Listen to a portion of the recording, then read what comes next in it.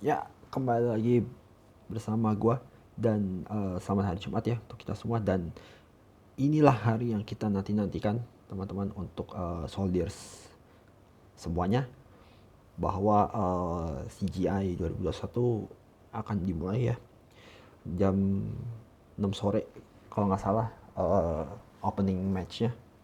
Dan ya, kita berharap dan mendoakan supaya DG bisa melangkah lebih baik di CGI dan mampu untuk berbicara banyak lah dengan menunjukkan permainan terbaik mereka di CGI 2021 ini. Oke, pokoknya kalian semua harus dukung tim DG apapun itu, menang kita dukung, kalah kita sanjung. Itulah Indo Presence sesungguhnya dari kita para soldiers. Oke. Dan sekarang gue akan langsung aja ya, menurut gue preview untuk week pertama ini langsung ke 3 hari. Dan gue nggak akan terlalu bahas kayak terlalu detail atau gimana, tapi yang jelas gue akan langsung kayak secara garis besarnya kayak apa untuk tanggal 19, 20, dan 21 Maret ini. Oke. Nah, sebelum kita kita mulai previewnya, gue sih pengen ngomong kalau CGI ini menurut gue akan sangat seru sih, karena dengan beberapa penyesuaian yang baru saja diaplikasikan tadi sore kalau nggak salah, atau ya tadi sore lah kira-kira, atau sekitaran jam 5 sore sampai jam 7 kalau nggak salah. Ada banyak banget sih penyesuaian yang dilakukan sama pihak Activision dan juga developernya, kalau nggak salah masih Timmy ya. Coba kalian kasih tahu aja kalau kalau gue salah gitu. Dan ini berdampak banget sih untuk kompetisi ini, karena ya di samping di samping perbaikan bug atau sesuatu error-error yang terjadi pas setelah updatean gede di CODM ya, yang biasanya dilakukan setelah ganti series juga, itu kan pasti butuh waktu. Dan gak heran sih kalau waktu acara CGI ini ditunda sampai seminggu, itu sih menurut gue ya cukup wajar lah, gak heran, karena ya demi kelancaran dan juga kepuasan para pemain dari setiap tim pas berlaga di CGI ini. Oke. Dan menurut gue nih adjustment ini bener-bener bakal merubah banyak hal sih. Mulai dari pemilihan senjata sampai barangkali meta sih. Meta senjata yang bakal berubah dengan CGI ini sebagai patokannya. Dan menurut gue kalau misalkan senjata metanya benar-benar berubah dari AR ke SMG, atau mungkin masih ke AR tapi udah berubah ke senjata yang lain, ya itu sesuatu yang biasa sih untuk gue. Dan memungkinkan banget senjata-senjata yang belum pernah masuk kategori meta atau dibilang efektif ya, sangat efektif lah gue bilang untuk bisa bersinar di series kali ini, di rank series kali ini maksudnya. Dan juga barangkali akan banyak banget digunain di kompetisi-kompetisi berikutnya setelah CGI ini. Oke. Sampai seriesnya berakhir. Mungkin ya, mungkin. Tapi kita nggak tahu nanti developer dan juga Activision-nya mau melakukan apa lagi. Jadi ya bakal banyak hal menarik lainnya lah yang bisa kita tunggu. Oke. Dan penyesuaiannya apa aja sih sebenarnya yang dilakukan sebelum CGI ini bener-bener mulai.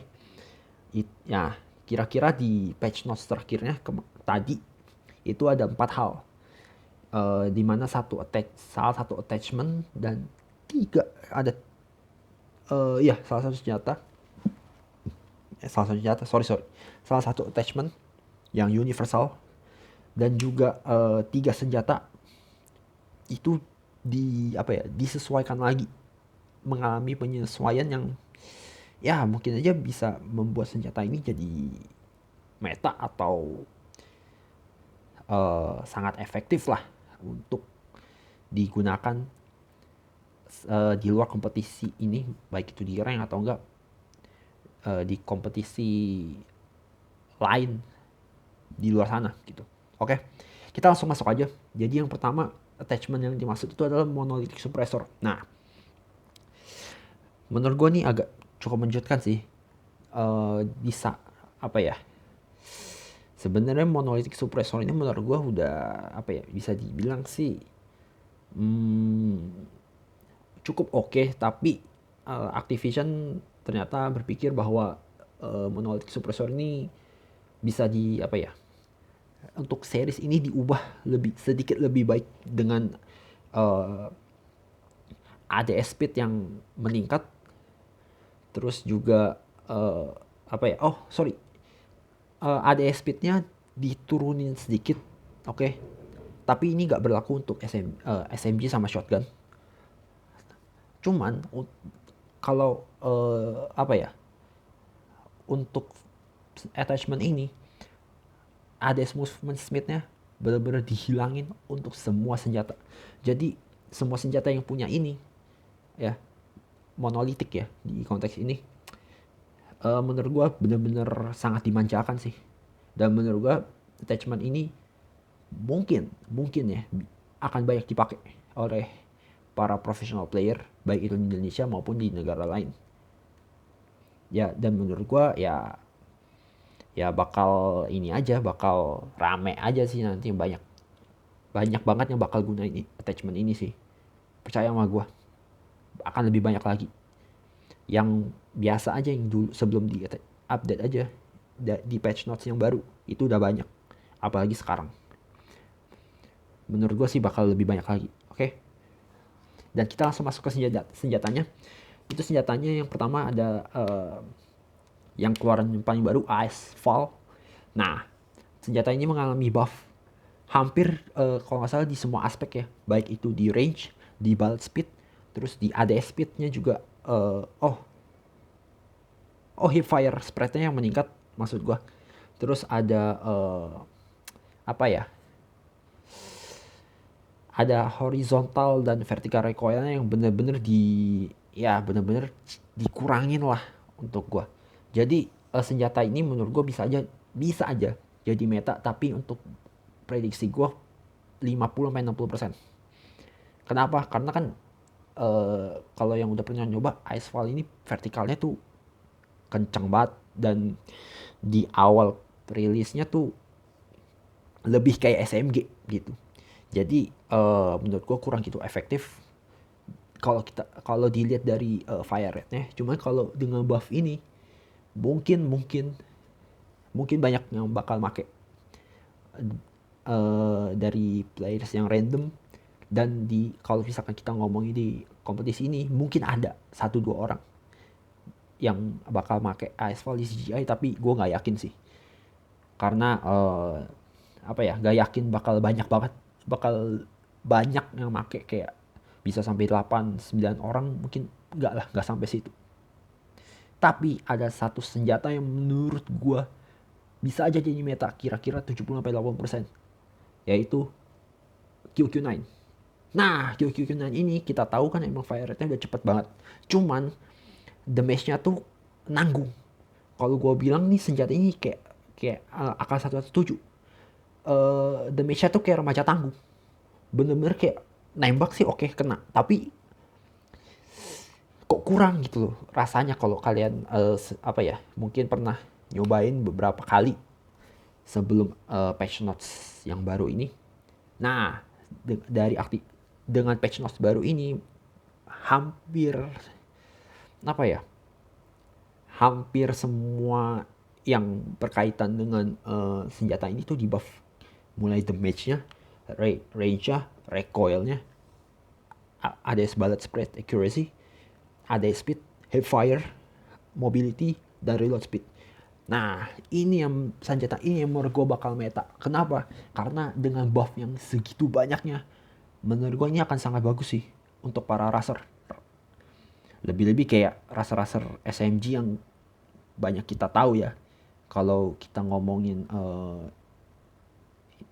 major series di Indonesia itu kayak ada di Clove sama Zen. Menurut gue sih mereka bakal sangat dimanjakan sih dengan Fennec yang menurut banyak orang udah geter banget dari recoilnya pas nembak. Jadi ya mungkin ini pengganti sebadan sih dari Fennec untuk untuk bisa digunakan dalam banyak situasi. Nah, dan senjata yang satu ini menurut gua udah selesai sih. Main hour. Hipfire di nerf, MIP light attachmentnya juga di nerf, dan huge suppressornya gak ada horizontal recoil. Ini menurut gua jelas bakal membuat main hour ini bisa dibilang udah selesai masanya. Kenapa? Ya main hour ini kan fire rate-nya lambat, dan juga dulunya tuh huge suppressor tuh benar-benar ngebantu banget untuk para support bisa memaksimalkan potensinya lah. Cuman dengan adanya nerf ini untuk gua mulai membuat main hour ini masuk fase menurun. Gak yang gue bilang sih gak gitu habis, cuman menurut gue masa kejayaannya secara garis besar sih udah selesai untuk gue. Jadi ya gue nggak akan heran kalau main hour akan kurang diminati sama pro players di CGI ini. Oke? Itu aja untuk adjustmentnya, dan sekarang gue langsung preview sedikit aja soal match day week pertamanya. Oke. Gue nggak akan gue akan bahas yang barangkali yang seru sih untuk gue, yang benar-benar patut kalian nonton. Jadi kalau kita lihat di 19 Maret itu ada DG versus RSJ. Nah, dari sejarahnya sih kemarin anak-anak DG bisa menang, oke? Tapi yang harus diwaspadain sama anak-anak DG adalah persistence dari anak Resurgence ini gak bisa dipandang remeh. Terbukti dengan grand final kemarin pas melawan Almighty yang dulunya Divinity. Mereka bisa membalikkan keadaan dari 2-0 jadi 2-3. Dan menurut gue sih daya juangnya mereka benar-benar harus diawasi betul ya sama anak DG. Karena apa? Kalau mereka kecolongan, menurut gue anak-anak DG ini bisa kehilangan momentumnya mereka gitu. Gue sih tetap yakin sih anak-anak DG bisa mengendalikan permainan secara secara keseluruhan ya. Terlebih kalau mereka milih map yang bagus untuk racer-racer ini. Jadi untuk gua sih harusnya anak-anak DG masih bisa lah mengatasi anak-anak Resurgence. Kalau kita kita tarik ke belakang sejarah pertemuan mereka dulu, dan juga cara permainannya mereka yang gua rasa sangat bertolak belakang sih, dimana DG yang benar-benar agresif banget, sementara Resurgence mengandalkan permainan yang cukup defensif lah, atau cukup menahan posisinya mereka gitu. Lebih-lebih dengan formasi 4 support 1 racernya. Nah itu menurut gua sih bakal ini banget sih. Cuma kita lihat nanti seperti apa jalannya pertandingan yang ini. Menurut gua sih bakal seru untuk gua. Jadi ini pertandingan yang bakal kurang sedikit banyaknya bisa memetakan lah kekuatan mereka kayak apa. Terus ada Resurgence lagi versus NRX. Nah, NRX ini kita tahu punya visi yang kuat. Dan buat gua sih anak-anak Resurgence ini kalau misalnya kalah sama anak DG aja, mental mereka udah pasti jatuh lawan NRX. Karena NRX ini juga kita tahu juara World Championship kemarin yang mewakili Garena. Dengan apa ya, permainan mereka yang diam, yang bisa gue bilang pepatahnya kayak diam-diam mematikan. Untuk gue anak-anak NRX ini bisa memberikan kejutan yang kejutan yang bisa membuat Resurgence mengalami luka yang sangat dalam. Dan bisa jadi kalau misalkan mereka kalah, misalkan nih kalah lawan anak DG dan kalah lagi lawan NRX, mental mereka bakal jatuh banget. Percaya atau enggak, mungkin bakal terjadi sih. Cuman karena masih tanggal 19, jadi ya belum bisa bilang mereka selesai lah, karena masih panjang. Oke.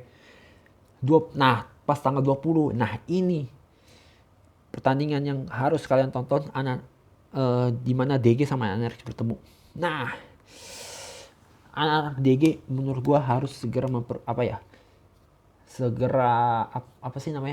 membaca betul karakter dari anak-anak NRX dalam sisi gameplaynya. Kenapa? Kita tahu NRX ini barangkali sudah mulai berubah. Even mereka anak DG pernah memenangkan pertandingannya lawan NRX ini di World Championship. Menurut gua tetap anak-anak DG harus bisa menguasai jalannya pertandingan. Oke. Cuman kalau dibilang bisakah anak-anak DG memenangkan 3 game secara keseluruhan, ya gue sih bilang sih masih bisa untuk gue, asal konsentrasi mereka tetap terjaga dan formasi pemainnya mereka tetap terjaga dengan baik. Menurut gue sih anak DG bisa menang. Dan juga kalau pemainnya perform semua lebih-lebih close sama Zen, untuk gue sih ya bisa lah untuk menang. Oke. Tanpa menghilangkan apresiasi dari anak-anak supportnya DG. Oke. Terus kita punya Almighty lawan Astro. Nah, ini kan kita tahu anak-anak Thailand ya tahu sendiri gitu, sama anak NRX versus Astro. Ya menurut gua sih anak-anak Astro sih mestinya bisa bermain cemerlang kalau mereka bisa mengandalkan permainan cepat mereka, dan mereka cepat untuk mengeksekusi gameplaynya mereka dengan baik. Harusnya mereka bisa ngatasin 2 tim ini. Cuman kalau kita lihat NRX ini punya sejarah bisa mengalahkan tim-tim Thailand. Dan bisa jadi NRX itu akan jadi batu sandungan untuk tim Astro nantinya gitu. Jadi untuk gue anak-anak Astro sih pas lawan Almighty bakal seru. Dan juga NRX menurut gue ini bisa 2-1 sih. Tapi gue gak tahu siapa yang menang, karena Almighty juga terkenal kuat juga dari sisi permainannya. Dan hampir punya gameplay yang sama kayak anak Indonesia juga. Dan Thailand as well ya. Dan juga anak-anak Almighty harus ngelawan anak-anak Sharper. Nah, anak-anak Sharper ini kan kita yang kalau kalian nonton CODM di Thailand, mereka cukup punya pengalaman di kompetisi CODM, dan udah lebih dulu lah untuk bisa merasakan pengalaman mereka. Jadi untuk gue Almighty lawan Sharper juga bakal seru banget sih untuk gue. Jadi 20 Maret sih ada 4 match yang seru sih untuk gue. Terutama tim Thailand yang agresifnya kita tahu gak bisa dianggap remeh juga gitu. Bener-bener ngeri gitu. Dan kalau kita tarik langsung tanggal 21. Nah, ini pertandingan rematch antara Resurgence sama Almighty. Kalian harus bener-bener nonton. Kenapa? Kita tahu dan kalian mungkin juga ada nonton bahwa di Grand Final kemarin ini dipenuhi dengan bumbu-bumbu dis lah untuk gue. Sampai anak-anak Resurgence kena kena punishment atas kelakuannya mereka gitu. Menurut gue sih ini akan jadi rematch yang panas untuk gue, dan akan seru banget sih buat gue. Ditambah dengan bumbu-bumbu roasting yang cukup mengganggu Almighty. Bisa jadi ini akan jadi momennya Almighty untuk bounce back dan menunjukkan permainan terbaiknya mereka. Nah, kalau sampai ini terjadi, wah, gue nggak ngerti lagi sih apa yang harus dilakukan sama anak Resurgence. But let's watch on 21 March, oke? Dan ya, DG lawan Sharper. Nah, balik lagi untuk gue, tetap harus hati-hati dengan permainan anak-anak Thailand karena mereka agresifnya bagus dan mereka punya formasi yang lebih baik lah untuk menjaga setiap posnya gitu. Itu aja sih dari gue. Sekian video dari gue kali ini. Mohon maaf kalau gue agak terlalu cepat untuk kasih previewnya. Kalian harus nonton CGI jam 6 sore besok dan dukung terus tim Dunia Games untuk bisa mencapai ke level dunia. Oke? Thanks for watching.